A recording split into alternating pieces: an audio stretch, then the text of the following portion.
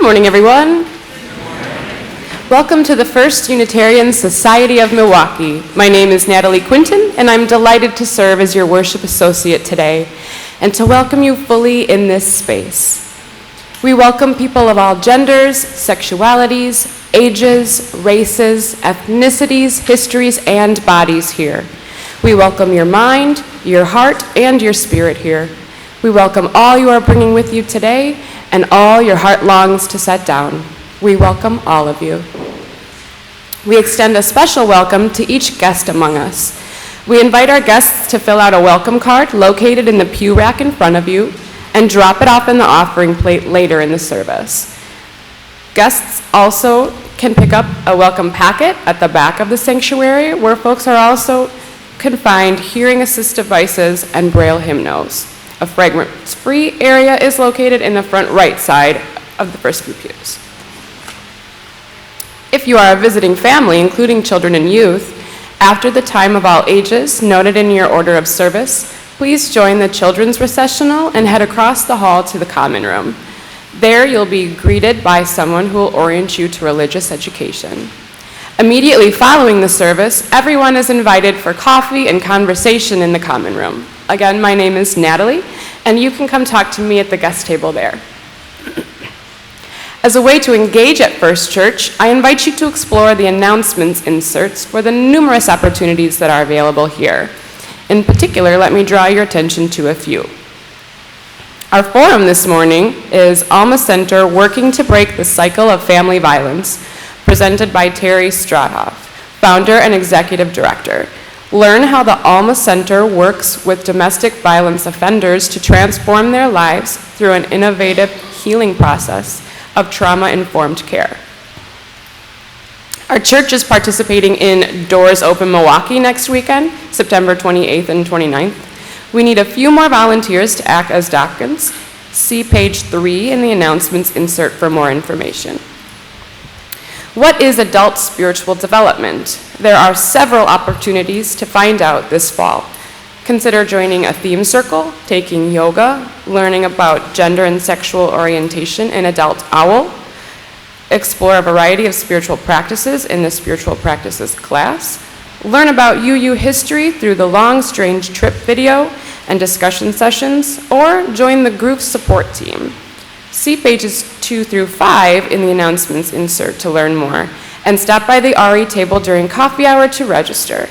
You can also register online on our church website. Several of these programs have registration deadlines at the end of September, so don't delay, look into them today. And if you'd just like to eat and make new friends at the same time, sign up for circle suppers at the member services table during the next 2 weeks. Please find details on these and more events in your announcements insert. And finally, please silence any electronic devices for the remainder of the service. Once again, I welcome you to First Church by inviting you to join me in the unison reading of our mission, which is printed in your order of service. We gather to nurture the spirit, engage the mind, and inspire action. I'd now like to invite Anna Strelitzer up to light our chalice.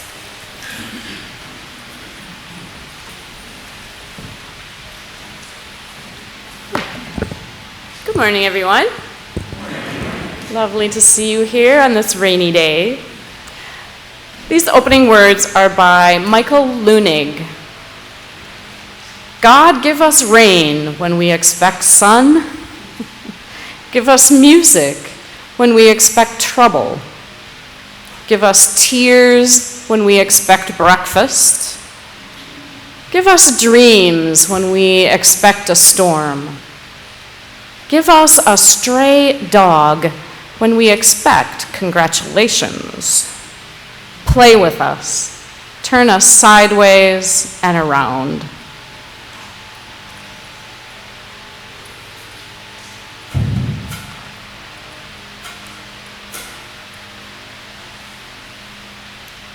Please rise and body your spirit to sing hymn 338, I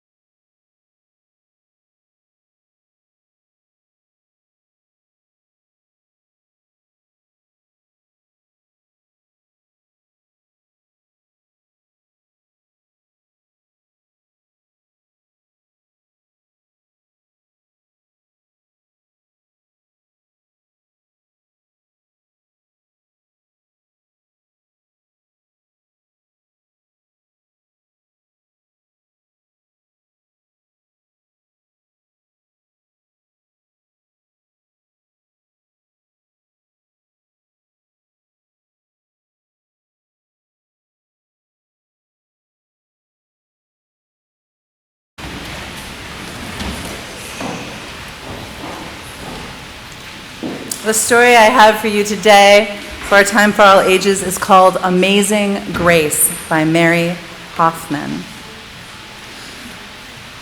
Grace was a girl who loved stories. She didn't mind if they were read to her or told to her or she made them up in her own head. She didn't care if they were in books or in movies or in Nana's long memory. She just loved stories. After she heard them, and sometimes even when they were still going on, Grace would act them out, and she always gave herself the most exciting part. Grace went to battle as Joan of Arc. She wove a spider web as Anazi the spider. She went exploring for lost kingdoms, and she sailed the seven seas. But most of all, she liked to act out adventure stories and fairy tales. When there was no one else around, Grace, she just played all the parts herself. She set out to seek fortune with no companion but her trusty cat, and found a city with streets paved in gold. Or she was Aladdin, rubbing her magic lamp to make that genie appear. Sometimes she could get Ma and Nana to join in when they weren't too busy, and then she was Dr. Grace, and their lives were in her hands. One day, Grace's teacher said they were going to do the play Peter Pan. Grace knew who she wanted to be, and she raised her hand, and Raj said, "The name is Peter. That's a boy's name." But Grace kept her hand up. "You can't be Peter Pan," whispered Natalie. "He isn't black." But Grace kept her hand up. "All right," said the teacher, "lots of you want to be Peter Pan, so we will have auditions next week to choose the parts." And she gave them all the words to learn. When Grace got home, she was sad. "What's the matter?" said Ma. "Raj says I can't be Peter Pan because I'm a girl." "Well, that just shows what Raj knows," said her mom. "A girl can be Peter Pan if she wants to be." Grace cheered up a little bit, and then she remembered something else. "Natalie says I can't be Peter Pan because I'm black." Ma looked angry, but before she could speak, Nana said, "It seems that Natalie is another one who don't know nothing. You can be anything you want, Grace, if you put your mind to it." On Saturday, Nana told Grace they were going out. In the afternoon, they caught a bus and then a train into town. Nana took Grace to a grand theater. The sign outside read, "Rosalie Wilkins in Romeo and Juliet." "We're going to the ballet, Nana?" "We are, honey, but first I want you to look at this picture." They stood in front of the poster, and Grace looked up, and she saw a beautiful young ballerina in a tutu, and above the dancer it said, "Stunning new Juliet." "That one is little Rosalie from back home in Trinidad," Nana said. "Her granny and me, we grew up together on the island, and she's always asking me, do I want tickets to see her Rosalie dance? So this time, I said yes." After the ballet, Grace played the part of Juliet, dancing around a room in her imaginary tutu. "I can be anything I want," she thought. On Monday, the class met for auditions to choose who would be the best for each part. When it was Grace's turn to be Peter, she knew exactly what to do, and she knew all the words to say. She'd been Peter Pan all weekend. She took a deep breath, and she imagined herself flying.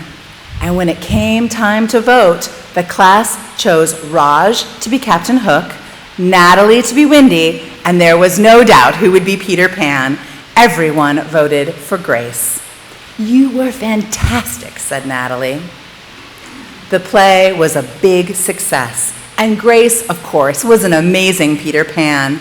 After it was all over, she said, "I feel as if I could fly all the way home." "You probably could," said her ma. "Yes," said Nana. "If Grace puts her mind to it, she can do anything she wants." The end. Will you please rise in body and spirit and join us for our next hymn? It's hymn number 1020.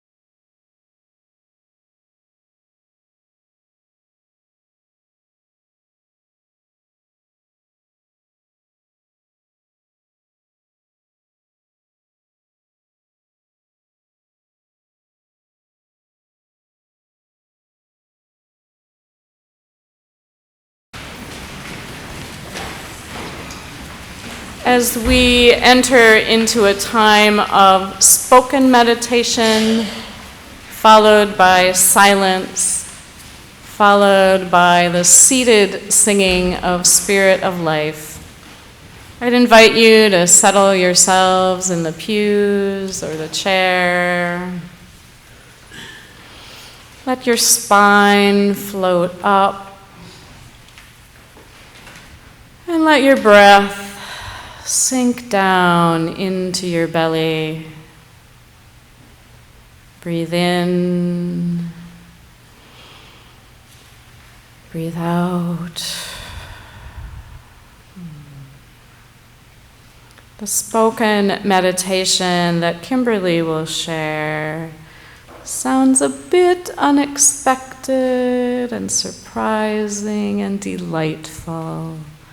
So I invite us to listen and take those words and images into our silence. Kimberly?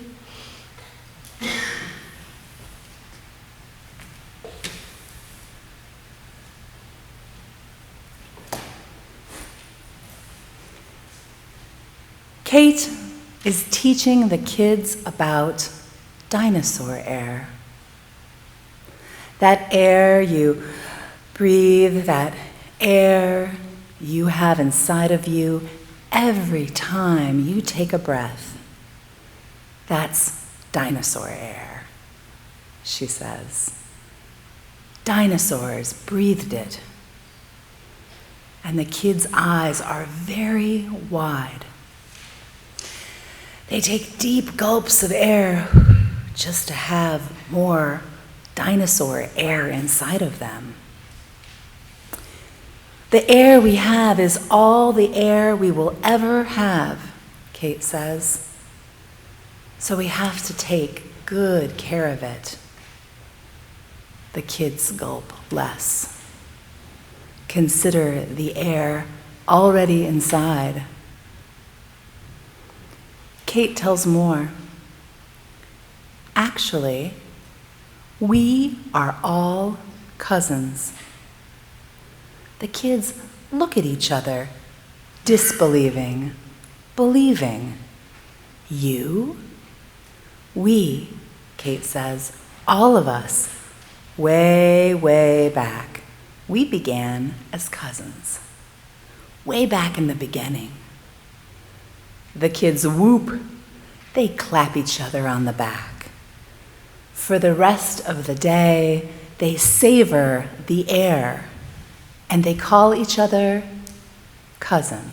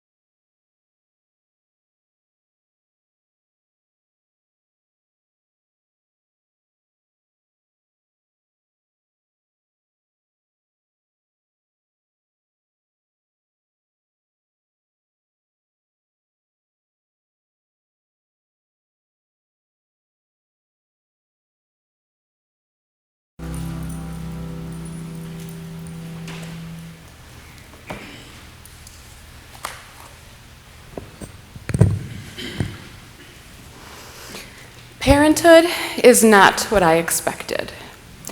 From the very beginning, things did not go as I had planned. I had many expectations. I expected to have an out-of-hospital water birth with no complications. That didn't happen. Before having children, I expected that they would listen to me all the time. That doesn't happen. I expected to have children who did not melt down in the middle of an aisle at Target. You get the picture. In motherhood, I've learned to expect the unexpected and assume that things will typically rarely go as planned. When I became pregnant with our first child, I did a ton of research. I read countless books and blogs about the right things to eat and what not to eat, the development of the baby, and about making a birth plan. After watching the documentary, The Business of Being Born, I started focusing on the American healthcare system's approach to childbirth and learned all I could about midwives, doulas, and out-of-hospital births. We made a plan, and we were sticking to it. We had no plan B, because we were solely focused on the idea that birth is a natural process and not a medical procedure, and if I just trusted my body, everything would be fine. We weren't going to let society pressure us into following the norms. Well, life most certainly upended us, and things did not go as expected. It's funny how life does that to us, not to mention children. I learned 4 major things during this time in my life, right at the beginning of my adventure into parenthood, that I could and have taken with me into the journey. Number 1, to be flexible. I need to accept the fact that I can't control everything and that I can learn to adapt in many situations. That's just how it goes. Life is unpredictable. 2, to ask for help. There's nothing wrong with asking for assistance. There are people that I can trust for a reason, and my children and I are not a burden to them. Number 3, to forgive myself. When things don't go as expected, I should not beat myself up over it because some things are just out of my control. While my plans and expectations may not always work out, this is not a reflection upon me as a person or as a parent. Acknowledge it, accept it, let it go, and move on. And 4, that who I am is enough. I thank Maya Angelou for once saying, "You alone are enough. You have nothing to prove to anybody." Because this whole parenthood thing is tough enough as it is, worrying about what others' expectations or opinions of me are only compounds the difficulty. I believe, and dare I say, expect, that this faith community can help strengthen these 4 values for my family as we continue to grow here. You can strengthen us as we continue to learn how to be flexible, ask for help, forgive ourselves, and know that who we are is enough. I anticipate that through learning about the perspectives and life experiences of others beyond my own, my children will learn that their ideas matter and that who they are is enough.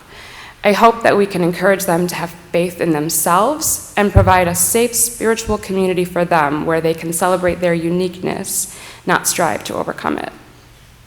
As I started to tell you earlier, life upended us during my first pregnancy. I had a medical emergency leading to a premature birth and had to let go of all my plans.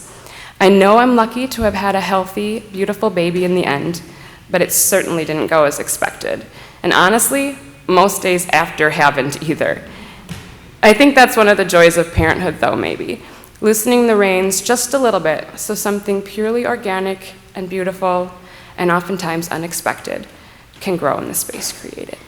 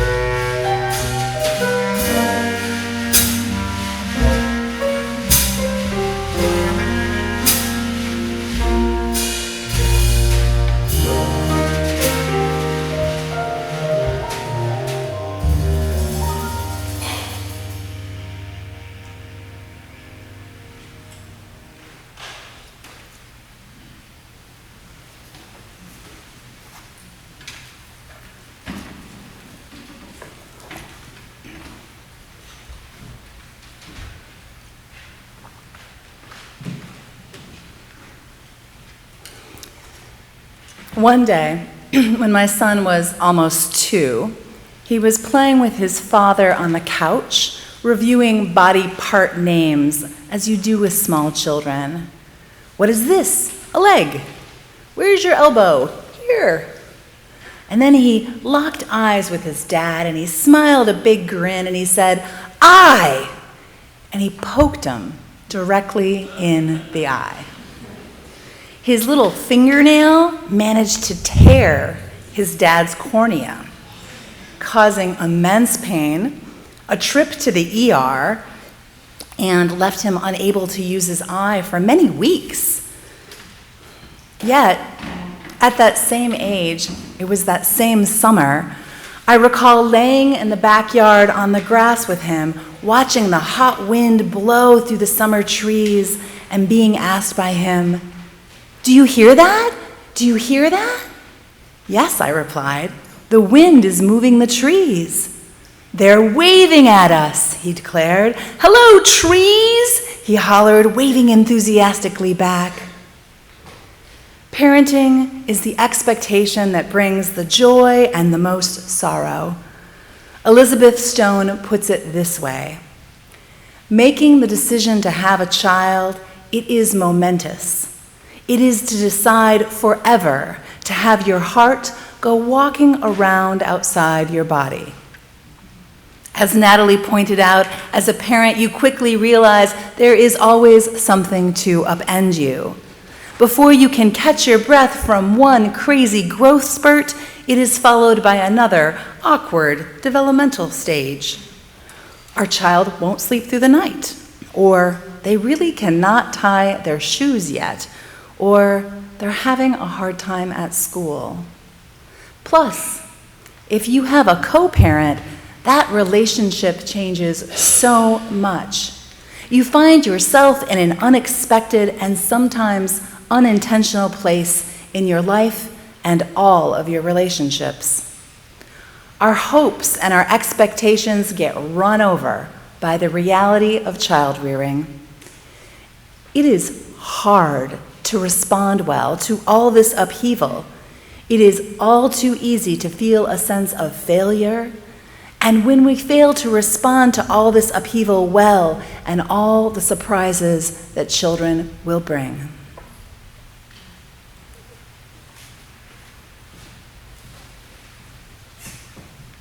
The one thing we can count on is that there will be surprises in life.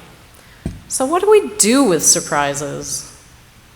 Happy surprises are usually easier to roll with, even if they do irretrievably change our lives, like getting your dream job, winning a ticket to travel around the world, becoming parents, getting married.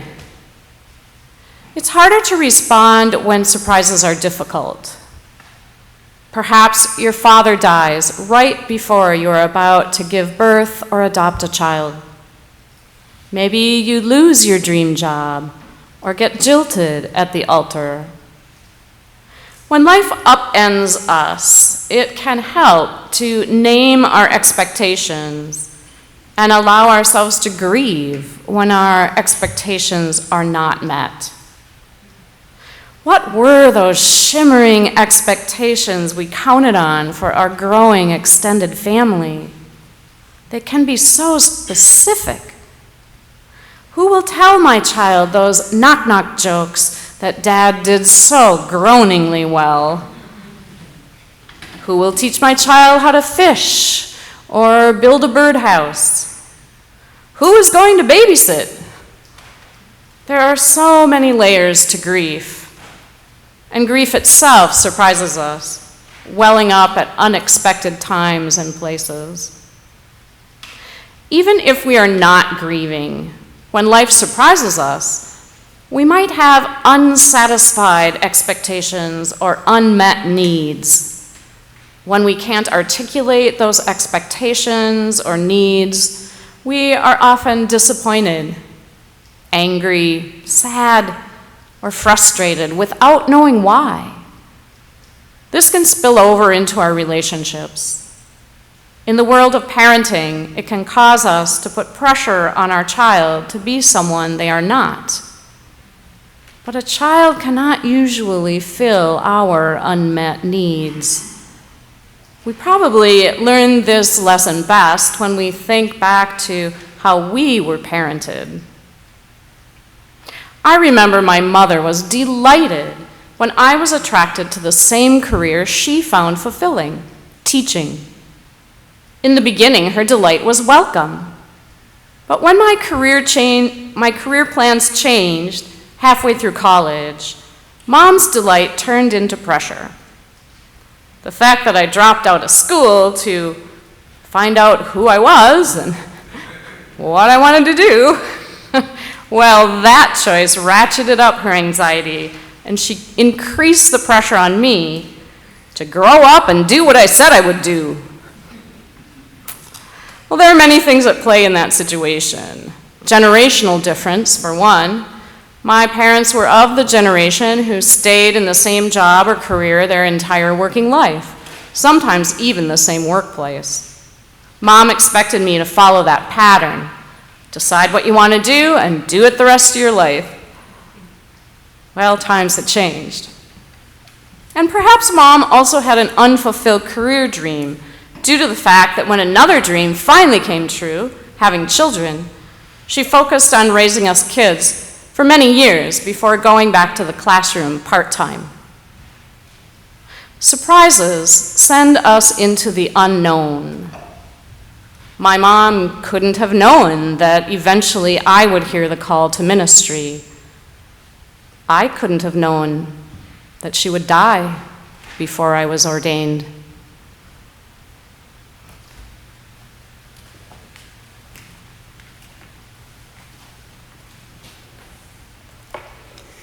It seems change truly is the only constant, and therefore we must learn to be flexible in our expectations.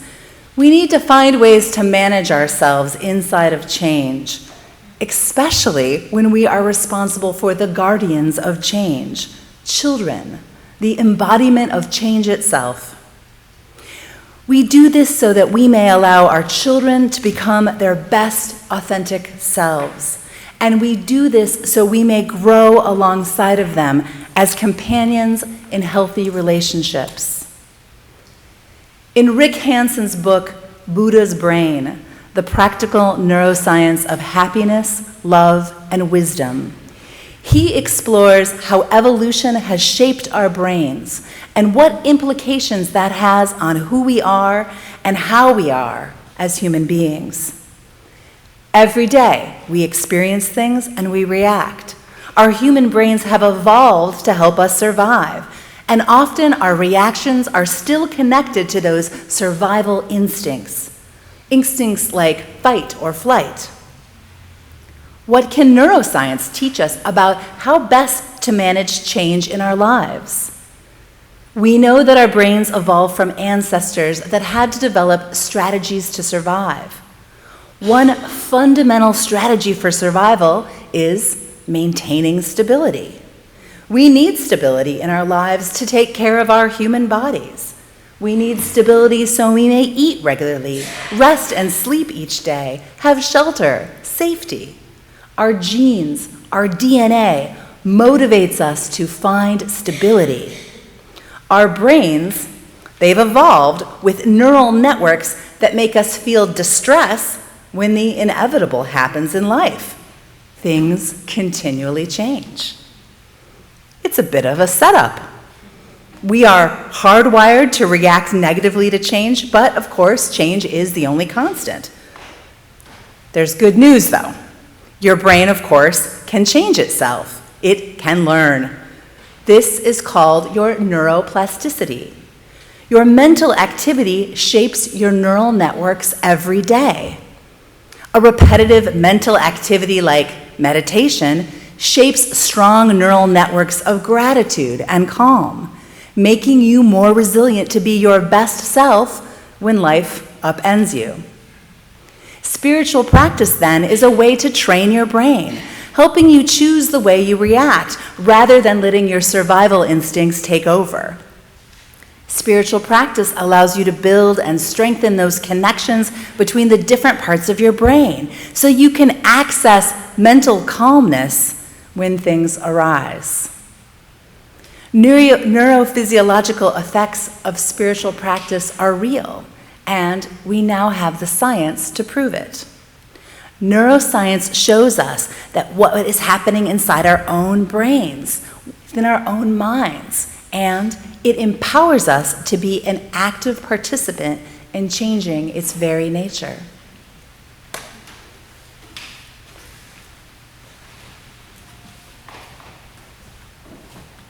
When I hear that our brains are hardwired to prefer the stability of the known, I wonder why we would ever want to change. Well, one answer is that we are changing all the time anyway. I was recently at a meeting where someone reflected on what had been happening in their life over the last 7 years. Her career had gone in an unpredictable direction. Then she said, "Well, that makes sense because I'm a different person now. All my cells are new." As you may know, the human body undergoes complete cell regeneration every 7 years. Learning to go with change rather than against it can improve our lives and our relationship to reality. Humans are used to being shapers. We shape our environment, relationships, homes, and workplaces. But being human also involves being shaped by others, especially communities. This can be difficult in a faith community, for example, or a family. Faith communities are built upon tradition. The title of our hymnal says it, Singing the Living Tradition. There is power in that, and I, for one, wouldn't want to be without tradition. The challenge is that resistance to change is often built into tradition. We have to remember to breathe life into tradition. Family systems are also built for homeostasis. What does homeostasis mean? Whenever change happens in a family, the members of the family automatically resist and try to get things back to how they used to be. You may have had this experience when you recklessly proposed changing up how your extended family celebrates Christmas, especially if you floated that idea around the Thanksgiving table. Another way family systems work is when emotionally charged events or moments happen, we find ourselves reacting with the patterns we learned in our family of origin.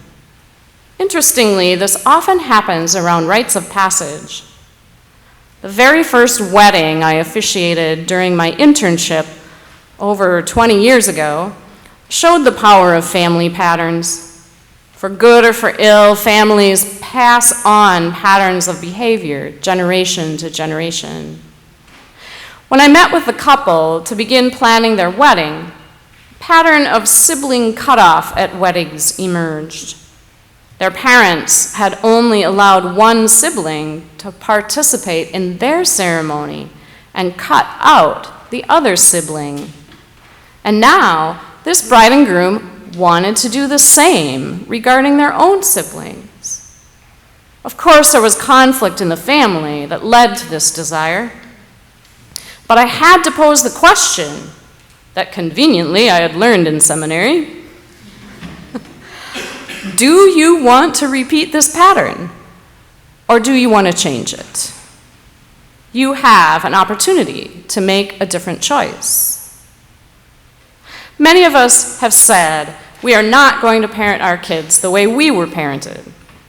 And sometimes we are successful at making that change. We break the cycle of domestic violence, substance abuse, or emotional abuse that we inherited. Sometimes we want to change and are able to manage it well, and sometimes we need help with change management.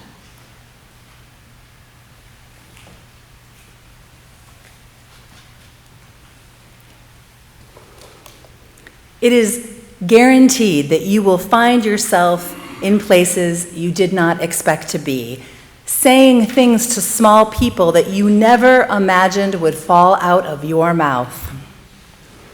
Parenting provides many opportunities to practice decentering yourself and your needs. That heart of yours walking around without you every day is a constant reminder that it is no longer just about you. Decentering yourself is a requirement of parenting and a requirement to create intentional change in family systems. There is a well-loved quote from Khalil Gibran's piece, Our Children, which begins this way. Our children are not your children. They are the sons and daughters of life's longing for itself. They come through you, but not from you. And though they are with you, yet they belong not to you.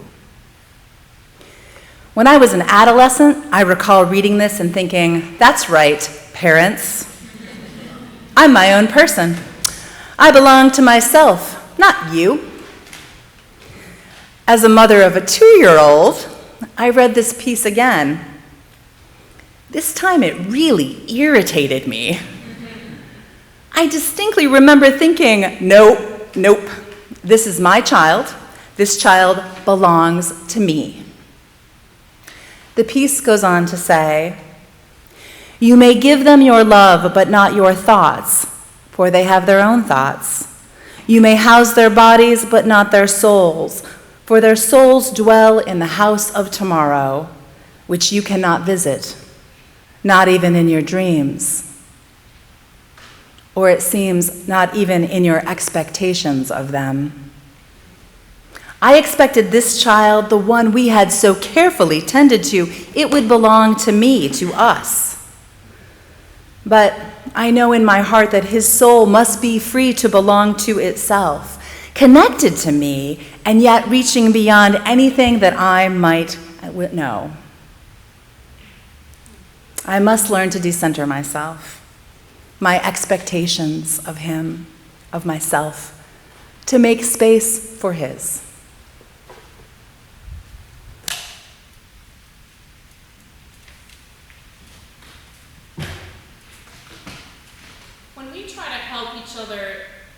When we try to help each other manage change, I don't think we can do that without considering the context in which we live.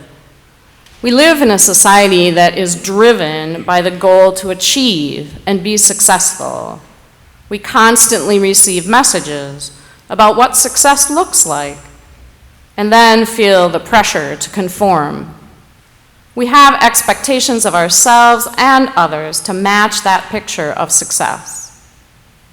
The fragmented and frantic pace of society influences us to overwork, overschedule, overspend, and underestimate the resulting damage to our bodies, our souls, and our families. When we join a faith community, we are choosing to some degree to push back against consumer culture.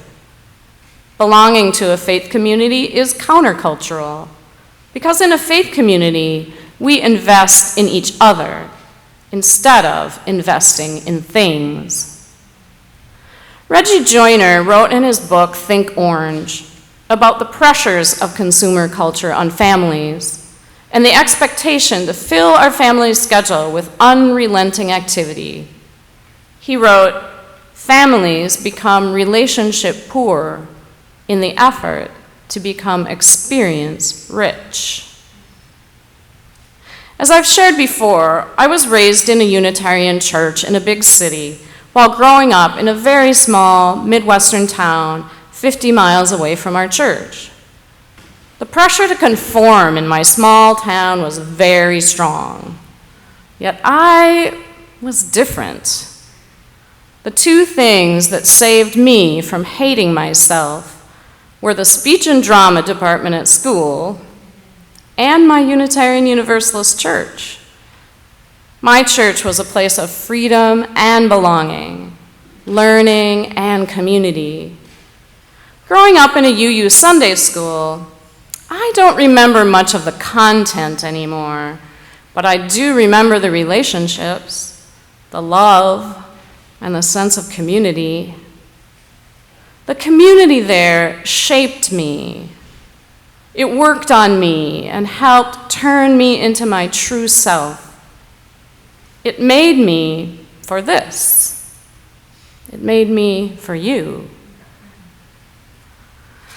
Most of the adults of my parents' generation in the church of my childhood have passed away, but I still feel them shaping me. Their influence lives on. I am part of the living tradition that shaped and carried them, and that continues to carry me. And there is no way that you can buy that. You can invest in it, but you can't buy it.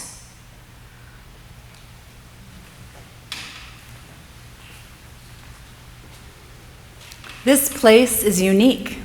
This church holds a space that is multi-generational, aims to be diverse, challenges injustice, and is a faith community built on the idea that there is power in connecting, in coming together to sing, to celebrate, to learn, and worship together with one another.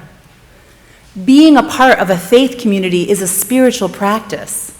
It is a spiritual practice that gives you a physical space and time inside yourself to reflect on who you are and what is happening around you and inside of you.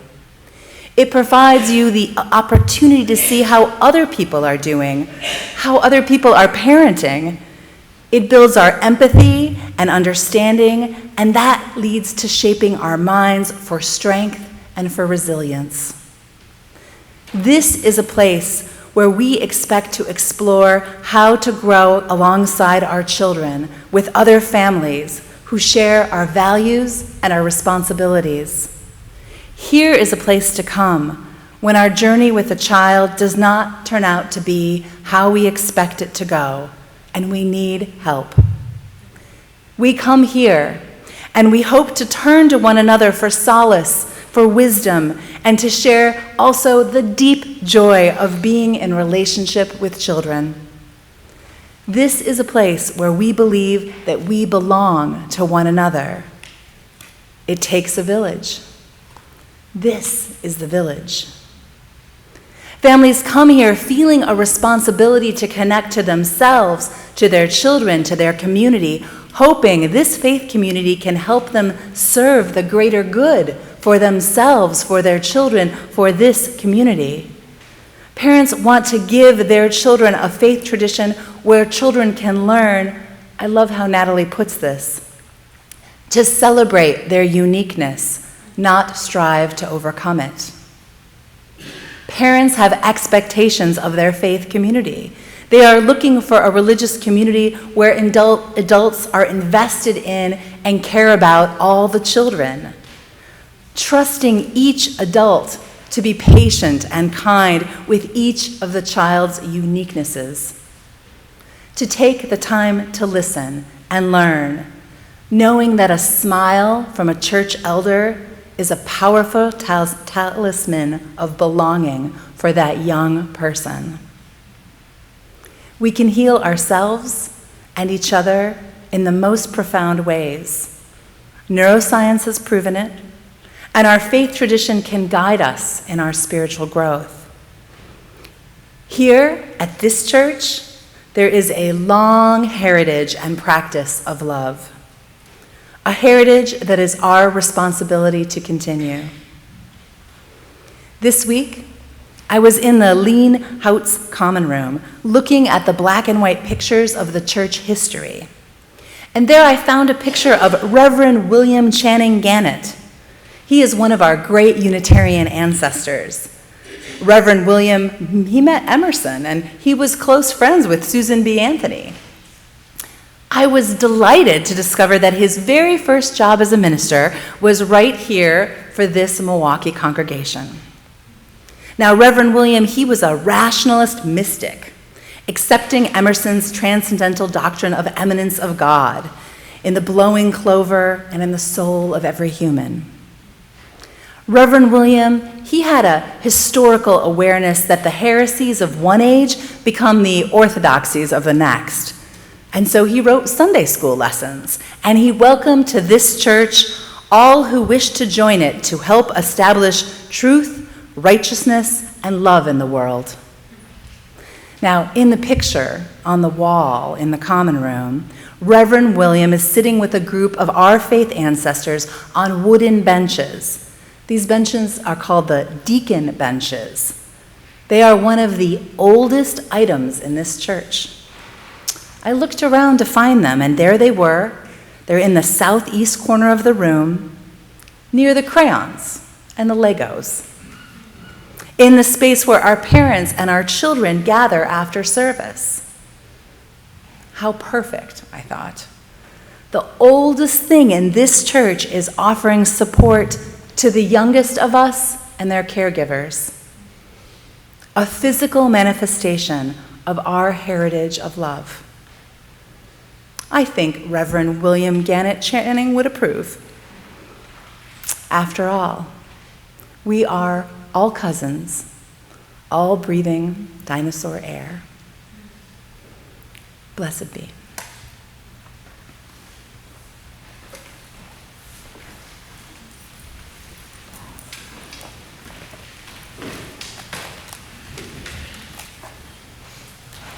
Every week, we have an opportunity to practice our values through sharing our resources. Our pledges are at the core of our spiritual practice of generosity. In addition, the church shares half of all the non-pledged cash in our offering plate with the community organization. In this way, we commit our resources in line with our belief that this congregation is interdependent with the world beyond these walls. This month, we share the plate with the Benedict Center.